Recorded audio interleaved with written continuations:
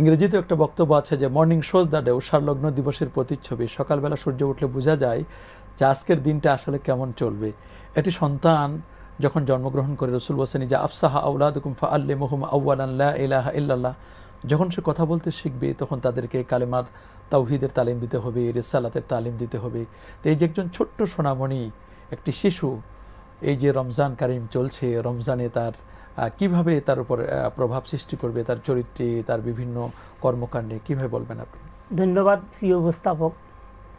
আল্লাহ পাক রব্বুল আলামিন কুরআনুল কারীমের সূরা কাহাফের মধ্যে ইরশাদ করেন, আল মাল ওয়াল বানুনা জিনাতুল হায়াতিদ দুনিয়া। মাল, ধন সম্পদ, সন্তান সন্ততি, জিনাতুল হায়াতিদ দুনিয়া, দুনিয়ার সৌন্দর্যের প্রতীক, সৌন্দর্য। এই সন্তান আল্লাহ পাকের একটি নিয়ামত। নিয়ামতের কদর সন্তানের পিতামাতারাই করতে হবে। আল্লাহ রাসূল মুহাম্মদুর রাসূলুল্লাহ সাল্লাল্লাহু আলাইহি ওয়াসাল্লাম ইরশাদ করেন, মান উলিদা লাহু ওয়ালাদুন ফালিয়ুহসিন ইসমাহু ওয়া আদদাবাহু। হাদিসটা আরো বড়। আল্লাহ রাসূল ঘোষণা করেন, যে লোকের কোনো সন্তান হয়, ছেলে হোক মেয়ে হোক, তখন তার প্রথম করণীয় হচ্ছে সুন্দর নাম রাখা, যে নাম ইসলাম সমর্থন করে এমন নাম রাখা। দ্বিতীয় নম্বর করণীয় ওয়া আদদাবাহু, তাকে আদব শিক্ষা দেওয়া, শিষ্টাচার, আদব শিক্ষা দেওয়া পিতামাতার একান্ত কর্তব্য।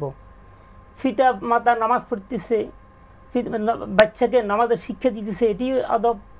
পিতামাতা রোজা রয়েছে, বাচ্চাকে রোজার কথা বলতেছে, রোজার গুরুত্ব, রোজা কিভাবে থাকে, রোজা অতীতে পূর্বের কার উপর ফরজ ছিল, কি ছিল, এগুলো বলা, এটি একটি আদব। ইমাম বুখারী রাহিমাহুল্লাহ তাআলা বুখারী শরীফ প্রথম খণ্ডের 263 নম্বর পৃষ্ঠার মধ্যে একটি অধ্যায় কায়েম করেন, বাবু সাওমি সিবিয়ান, বাচ্চাদের রোজা সম্পর্কে। এখানে দুইটা হাদিস উল্লেখ রয়েছে। এই অধ্যায়ের মধ্যে 263 পৃষ্ঠায় দুইটি হাদিস উল্লেখ রয়েছে। প্রথমটা হচ্ছে ওমর রাদিয়াল্লাহু তাআলা আনহু, কলা ওমর রাদিয়াল্লাহু তাআলা আনহু লিনাশওয়ানা ফি রমজান ওয়াইলাক ওয়াসিবিয়ানুনা সাইম ফাজরাবাহু। ওমর রাদিয়াল্লাহু তাআলা আনহু দেখতেছে কিছু লোক, যুবক, তারা প্রত্যেকে বালেগ, তারা মদ্যপান অবস্থায় মদ পান করতেছে, নেশা করতেছে, কিন্তু তারা রোজা নাই।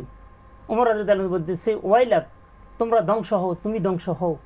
ওয়াসিবিয়ানুনা সাইম, অথচ আমাদের বাচ্চা, ছোট কচি বাচ্চা, নাবালেগ, তারাও রোজাদার। তার মানে ছোট্ট ছোট্ট সোনামণি শিশুরা রোজা রাখছে, অথচ যুবকরা মদ্যপায়ে ব্যস্ত আছে, ব্যস্ত, রোজা নাই। এরপরে ইমাম বুখারী রাহিমাহুল্লাহ তাআলা আরেকটি হাদিস, 1960 নম্বর হাদিস। এই হাদিসের বর্ণনাকারী হচ্ছে রুবিয়া রাদিয়াল্লাহু তাআলা আনহা। রুবিয়া রাদিয়াল্লাহু তাআলা আনহা বলেন, মুহাম্মদুর রাসূলুল্লাহ সাল্লাল্লাহু আলাইহি সাল্লাম আশুরার রোজা, আশুরার দিন সকালে এক গোশককে আনসারদের পল্লী এলাকাতে পাঠালেন। আল্লাহ রাসূলের নির্দেশ ঘোষণা করতেছে যে তোমরা যারা আশুরার রোজা রয়েছ তারা রোজা থাকো, পরিপূর্ণভাবে রোজা আদায় করো সন্ধ্যা পর্যন্ত। আর যারা তোমরা রোজা নাই, তোমরা কিছু খেও না, না খেয়ে তোমরা রোজাকে পূর্ণ করো। এরপর রাবি বর্ণনাকারী রুবিয়া রাদিয়াল্লাহু তাআলা আনহা বলেন, পরবর্তী বছর আশুরার 10 তারিখে আমরা রোজা রয়েছি। ও নুসাগুমু সিবিয়ানানা, রাবি বর্ণনাকারী বলেন যে আমাদের যারা নুসাগুমু, আমাদের সিবিয়ানানা, যারা আমাদের বাচ্চা, ছোট কচি শিশু, নাবালেগ, মাসুম, তারাও কি আমাদের সাথে রোজা রয়েছে।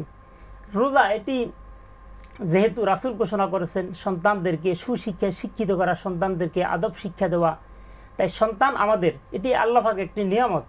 পিতামাতা রোজা রাখার পাশাপাশি সন্তানদেরকে রোজার প্রতি উৎসাহিত করবে। আবার বাচ্চাদের শারীরিক অবস্থার দিকে দেখতে হবে।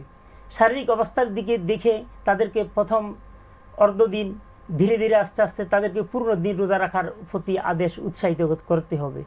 আবার এই বাচ্চারা এই রোজার মাধ্যমে তাদের ঈমান মজবুত হবে, তাকওয়া সৃষ্টি হবে, যেটি আল্লাহ পাক রব্বুল আলামিন কুরআনুল কারীমের সূরা বাকারাতে ইরশাদ করেছেন, লাআল্লাকুম তাত্তাকুন, তাকওয়া সৃষ্টি হবে। সাহাবায়ে কিরামদের মধ্যে তাদের একটি অভ্যাস ছিল, ওয়াকানা সাহাবাতু রাদিয়াল্লাহু তাআলা আনহুম সিবিয়ানুনা আওলা নুসাবিরুহুম আওলাদাহুম। সাহাবায়ে কিরামদের মধ্যে তাদের যে সমস্ত ছোট ছোট বাচ্চা ছিল, আওলাদাহুম ফি সিগারিহা, তাদের ছোট ছোট বাচ্চারা তারা পিতার সাথে রোজা রাখত এবং সাহাবায়ে কিরামরা তাদের বাচ্চাদেরকে রোজার প্রতি আনন্দ উৎসাহিত আদেশ করতেন। তাই আমরা শুধু রোজা রাখলে হবে না, আমরা আমাদের দাদা দাদি পিতা মাতা তাদের কাছ থেকে, তাদের সাথে রোজা ছিলাম, তাদের কাছ থেকে রোজা দেখেছি, শিখেছি। আমাদের সন্তানদেরকেও আমাদের একান্ত কর্তব্য রোজার উৎসাহ উদ্দীপনা, রোজার গুরুত্ব বুঝিয়ে দেওয়া এবং রোজা রাখার প্রতি তাদেরকে আদেশ করা। তার রোজার বিষয়ে তাদেরকে উৎসাহ দিতে হবে, তাদেরকে ইসলামের অনেক বিধিবিধান বিশেষ করে কোরআন তেলাওয়াত সহ নামাজ কিভাবে আদায় করতে, এই বিষয়ে তাদেরকে আমরা উৎসাহ দেব।